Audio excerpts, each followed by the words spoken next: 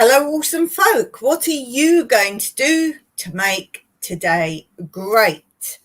So don't let today just be another day. Figure out what you can do today to make it something special or something particular. Like, as you know, I'm always clearing things out and sorting things out. I've done a massive clear out. It was just literally, it started off with us taking down to the local dump old TV sets. Now, they don't really work properly. We don't use them. So we were going to take those. And because we took those, then obviously we were going through drawers of remote controls and things like that. And I decided the units underneath, where one of the big TVs was, I was going to just put the stuff, the top drawer, there's two drawers, the top drawer I was going to put anything related to all the things that were on the shelf underneath, like DVD player. I think there's still a video recorder there, all these like skybox type things. They're all old things, but they all work. And we don't know yet if we're going to get another TV. And if we do, if we get a smart TV, will we need these things? So we don't know. So anything relating to those, including the manuals and warranties, I doubt they're still active, but they're in the top drawer. And then behind my bar, which we keep records and CDs and things like that. It's not an active bar like that. It was the old kitchen originally in our house, but it's in the lounge. Long story. But in there's drawers, and because part of it's got cocktail glass and things like that, because we part used it as a bar and part for, let's say, media, like you'd play your CDs and records, things like that there.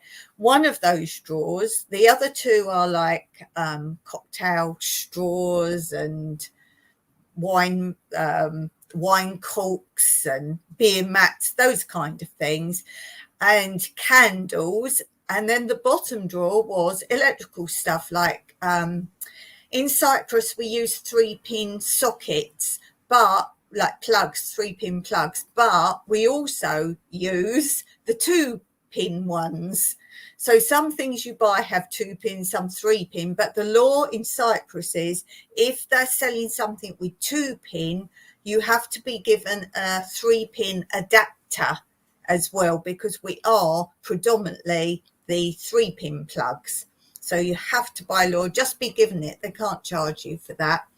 So all those kind of things, and leads and chargers, all those things. I thought, well, now that's silly, just keep one drawer behind the bar of this sort of stuff, and I will use the bottom drawer where the TV was in that unit for any of those sort of things. So we literally went through them all. We got my very first mobile phone was still in there, all those kind of things. I have filmed it. Now, a lot of those things are on this channel, but I'm actually going to put that on my other channel because it links in to go into the salvage dump to get rid of the TVs and show you what I got from there, which anything we salvage from the local dump, when I go dumpster diving, goes on my other channel. So in case you don't know it, I will just put that up running on the ticker tape below. So my other channel is New Beginnings, My Everyday Life in Rural Cyprus. So this one I'm talking about the declutter goes with the video of sorting out what we found in the drawer, because we then go to the dump to get rid of stuff, and you will see. So it links in. So for this time, anything, as I say, that we find at the dump and how we repurpose it goes on New Beginnings, My Everyday Life in Rural Cyprus. But normally, mostly decluttering videos go on this channel. And that's part of the title. Living in the Old Days, Is It Any Different Now? That's the title of today's live. I think we have gone back to make, do and mend, and using what we have. I'm a great lover of that. I tend not to mostly throw things away. Even the TVs and phones, Mike strips out things and he can reuse and repurpose some of the things there. Did you know you can more often than not use your old phone batteries? So don't get rid of them with the batteries in. So lots of bits, and I do that, as I say, over both my channels. So I thought today, because I'm talking about we're going back to make, do and mend, I don't really throw things away. I try and find another use for items, which again, you'll see on my other channel, how we repurpose and reuse things we find or don't need anymore.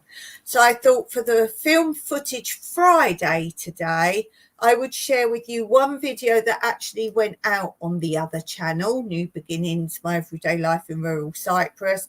I will show you one that if you don't know that channel, you would have missed, that starts off that I love to do, declutter and sort. So for now, I think we will do that one first today, and then I will read you more of the story about living in the old days, things growing up in the past. And if you don't know, I'm actually in the middle of filming. After this, I'm going to edit the first part of my memories growing up. So if you're interested in that, it's going to have its own play series. So look out for that coming soon. But for now, let's do this.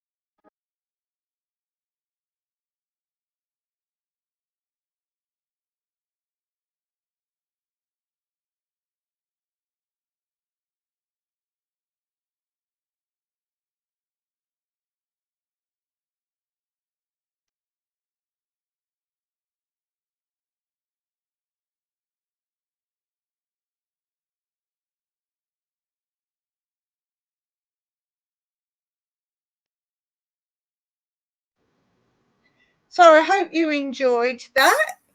As I say, I do lots of declutter and sorting and so many other things. There's a lot more of that coming up soon. But let's jump into this.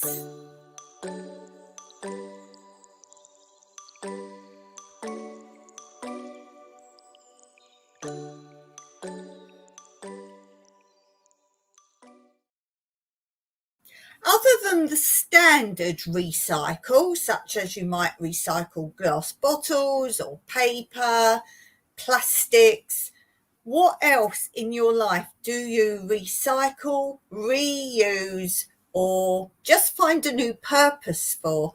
Do you go to thrift shops? That's a good start.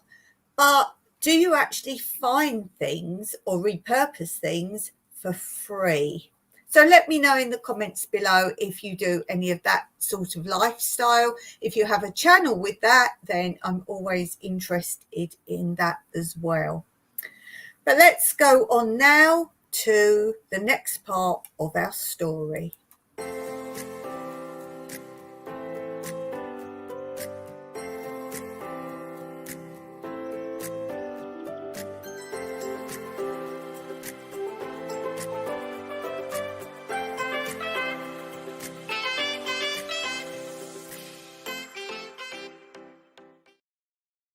So I'm continuing reading this book to you, and this is a true story of growing up in Surrey, South London, in past times.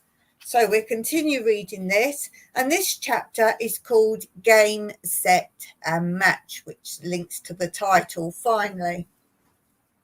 And it says, one of the great events in the social scene was the celebration of one's 21st birthday and coming of age, when all one's family and friends attended a full-scale party or dance, either at home or in a local hall, each bringing the customary expensive gift. Now, I know these days people celebrate 18th, 16th, leaving every single class of school. It's a little bit OTT, and people get elaborate presents for some of these things. Then when it comes to something special, what else is there to give and make it special? It was soon after this occasion that I met my husband-to-be, Dennis Whiting, in a very conventional way, namely at a meeting of the local debating society. He was, in fact, one of the young men in Mr. Johnson's rating office, and, apart from war service, spent over 30 years in the service of the local authority. After a year's friendship, we became engaged officially, and I still remember how thrilled and proud I was to be wearing my diamond ring for the first time. Wallington, where she grew up, had, of course, been gradually changing and developing during the years of which I have written, and a new town hall had by this time been erected in Woodcote Road. It was there when I lived there, and the town had been granted borough status. The airport had also been established on the Croydon boundary that no longer exists. It might have been called Wallington Aerodrome had it not been for the doubts and objections of the local people and council in case it led to a deterioration of the district. But of course the aircraft incorporated in the coats of arms of the original Beddington and Wallington Corporation, and the present London Borough of Sutton commemorates this fact. I didn't know that. My husband's an aircraft engineer, and he rebuilt original airplanes, original ones, and he knows obviously about Croydon Airport very well, so I have to ask him about that. It commemorates this fact, which is of special interest now that the airfield has been redeveloped. Well, as I say, it's not an airport. Reverting to my engagement, I was myself during this period working as assistant editor to the firm of publishers, the Religious Education Press Limited, formed by the author Mr. Ernest H. Haynes of Woodcote Road, for whom I worked for 10 years after leaving school. The officers later accompanied the premises of the old post office in Manor Road. During the next 18 months, my fiancé and I both saved very hard in order to fill the traditional bottom drawer and to buy the necessary furniture and furnishings for our future home. It was out of the question to start married life then on second-hand bits and pieces. I don't think that was for all people, surely. Although after the Second World War, this became a necessity through the long years of shortages. Recently, I came across an old scrapbook in which I'd noted down the amounts and cost of such things as carpets and curtains, and was amused to read that the price per yard for the latter was, in old money, about 3 shillings, or at the time of writing now, about 15 new pence. Our budget to start married life in our modern rented maisonette was carefully planned out to a total £4 per week, and this included the rent and the rates for the very pleasant living accommodation and small garden, housekeeping and laundry, light, fuel and gas, clothes and amusements and insurances. I find it almost impossible to believe this now, but have written evidence to prove it's true. Wow. Even my white lace dress, complete with 3-foot train, was made by the dressmaker Anne Buford of Arcade in Sutton for around £3, with hand-finished satin bindings and minute satin buttons specially made. Looking through my old diaries recently, I found the exact details of the wedding reception for 70 guests in Stewart's Restaurant, Woodcote Road. I wrote down all my expenses too. The price for the upstairs hall was £1, and this included the sit-down meal with waitress service, plus use of all crockery, glasses, and flowers on the table. Wow. The menu read as follows: sandwiches, various fillings, sausage rolls, lobster patties, fruit jellies or fruit salad, meringues and cream, coffee, lemonade, orangeade, fancy cakes and tea to be served at the close. And all this for the unbelievable sum of 3 shillings per head, which is 15 new pence today.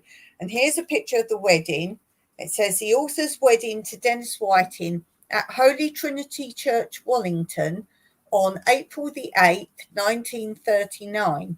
The group includes, from left to right, the bridegroom's parents, Mr. and Mrs. Whiting, Margaret Kestlake, Kenneth Searle, the bride and groom, Joan Lawrence, Margaret Kimber, Peggy Lawrence, and Mr. and Mrs. Lawrence, the bride's parents.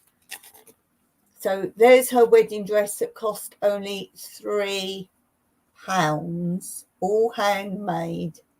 But as she said, she bought it in a place called Arcade Sutton, so it wasn't a friend made it, it was to have it made professionally.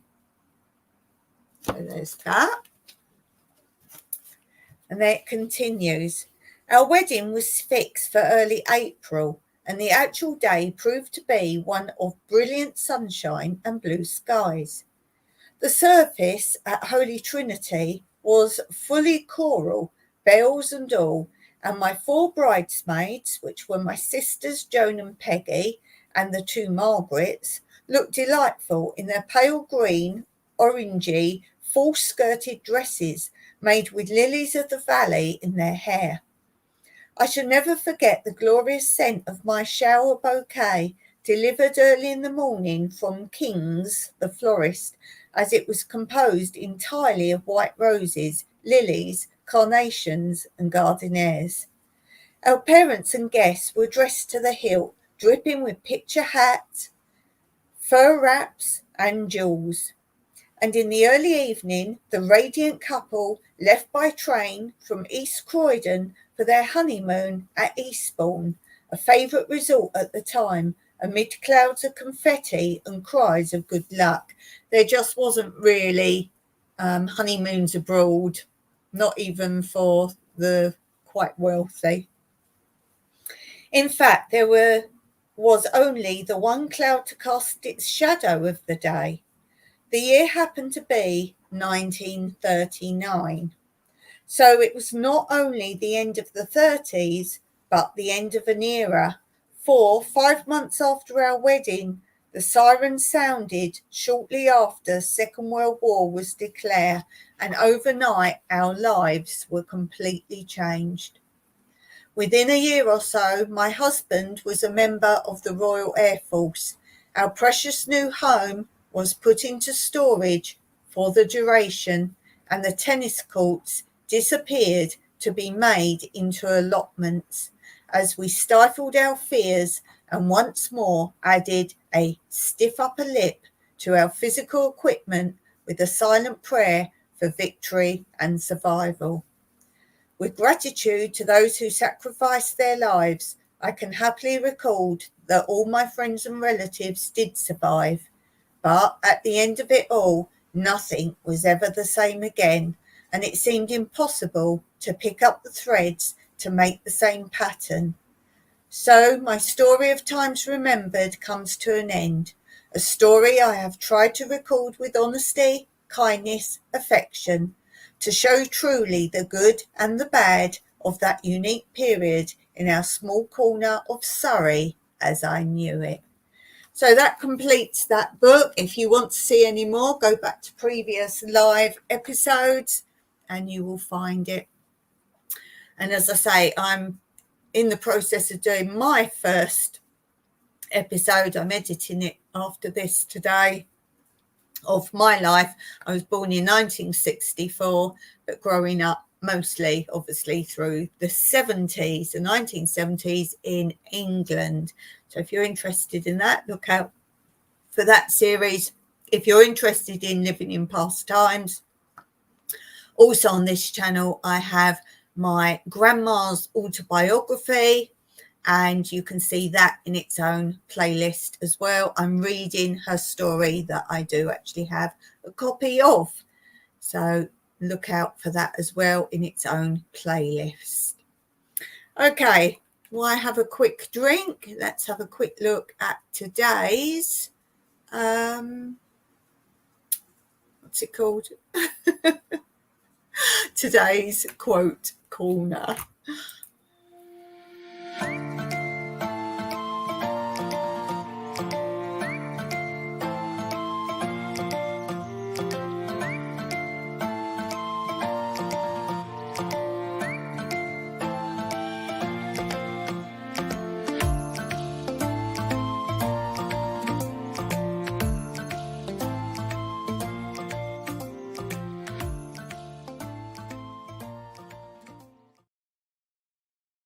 Okay, before we do today's quiz, let's do a little bit of this.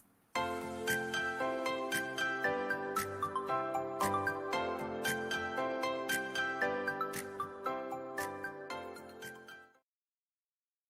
I'm going to do some shout outs today, and let's start with the Piedmont, Virginia, and that's Tina. So go and have a look over there. Northern Girl Hobbies, do take a look at her channel. And tragically disappearing, tragically, and then it's an underscore, that's why I pause, tragically underscore disappearing 9034, and that I believe is Candy. So go and check out their channels, and don't forget, if you like what you see while you're there, maybe hit that subscribe button.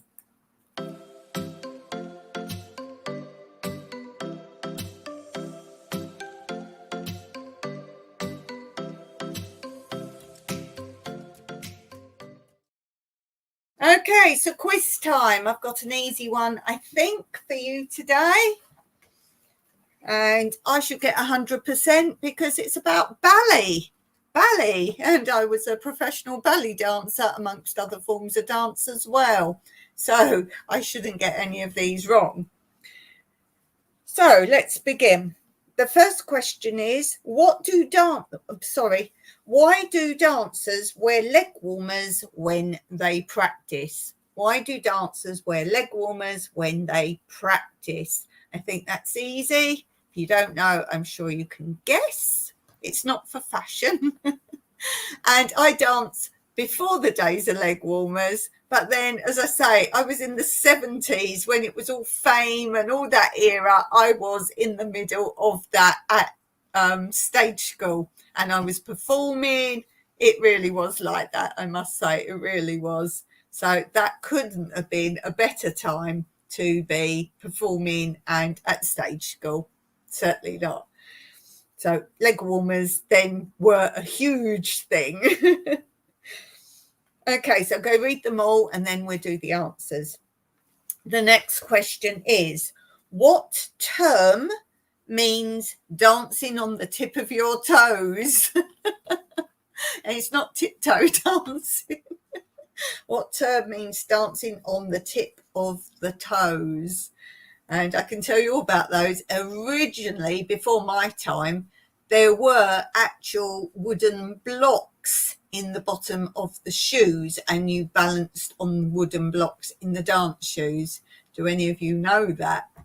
But in my time, they were just very hardened round the edge. Think of like building shoes when you have the toe cap shoes. They weren't toe caps, but the shoe was hardened. Okay, next question is, in a ballet, what is the break before different acts called? So when you have that little break in the middle before they do the next ballet scene, for example, what is that called? Now, we'll accept 2 answers for that because I think that does depend on where you're from as to what your answer will be. So when we get to the answers, either of the 2 answers. If you want to try and think of the 2 answers, I'll accept, and you get them both right, you can have an extra point. The next question is, a major ballet may need as many as 30, 300 or 3,000 costumes. So you've got a third chance of getting it right. A major ballet may need as many as 30, 300 or 3,000 costumes. What is the answer to that? The next question, which country does the ballet Swan Lake come from? Oh, do you know where Swan Lake originates from, the ballet? The next one is, what term means the leading female dancer in a ballet company? I think you know that, maybe. And the last question of today, beginning with the letter O, what letter O is the Queen of the Swans in Swan Lake called? So the name of the Queen of the Swans in Swan Lake, beginning with the letter O. Okay, let's have a look at the answers. The first question was, why do dancers wear leg warmers when they practice? Why do dancers wear leg warmers when they practice? Well, of course, it's to keep their calf muscles particularly warm. So they have to use those when they warm up. You wouldn't expect to see a dancer continuing to dance with leg warmers on. No. It's not a fashion parade. Everything is for a reason. The next question is, what term means dancing on the tips of the toes? So it's point dancing or point work. So dancing on your points. And that's point with a letter E on the end. There's some strange things, point with the letter E on the end. And also, if you didn't know, when we talk about doing bar work or exercises on the bar, that's BARRE, not BAR. We're not having alcohol drinks before you begin our dance. The next question is, in ballet, what is the break between two acts called?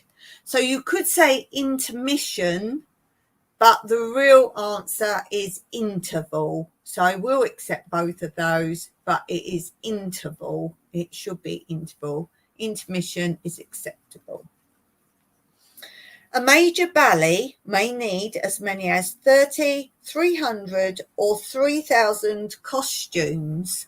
Well, it's not going to be 3,000, is it? And it's not as little as 30. It's 300. Now, you might think, well, you've really just got the principal dancers mostly. Yes, you have, but they have costume changes and often several costume changes, but you have all the dance chorus. There's a lot of changes there. So a major production, something like most of you must know the Nutcracker. There is a big cast in that, for example. The next question was, which country does the ballet Swan Lake come from? Which country does the ballet Swan Lake come from? Did you know the answer to this? It's Russia. The answer is Russia. The next question is, what term means the leading female dancer in a ballet company? If you couldn't remember the name, I'm sure you will when I say it. Of course, it's the prima donna or the prima ballerina. Either of those is fine. And the last question is, beginning with the letter O, what is the name of the Queen of the Swans in Swan Lake? If you got this, well done. It's Odette. Odette. Did you know that one? So how did you do on that today? Did you surprise yourself and you actually know ballet when you didn't know you did? Or did you think you knew ballet and didn't? So let me know in the comments below how you did. And next week, another quiz, totally different subject. So who knows what we will find in next week's quiz.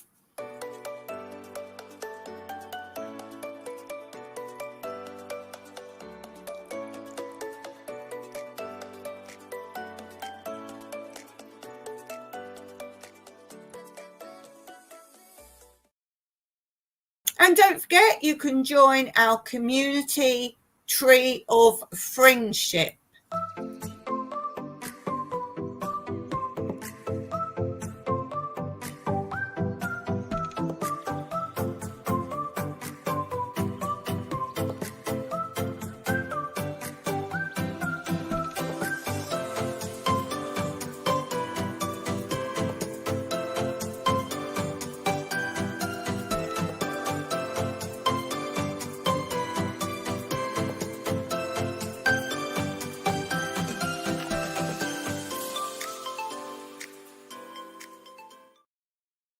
So there's nothing to pay. It just means come along, appreciate the channel, do some thumbs up, do some commenting, and you will find a growing family on this channel.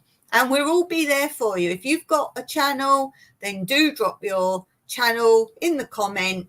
And then, of course, you might find some new friends that are in our tree of friendship.